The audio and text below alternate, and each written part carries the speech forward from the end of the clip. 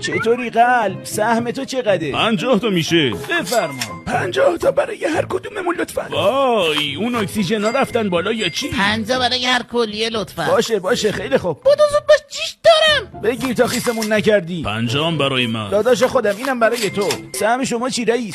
100 برای من کافیه. نوبت توه عزوله. تو چقدر میخوای؟ کل روزو نشسته بودیم پس این دفعه فقط 100 کافیه. باشه پس حساب بی حساب.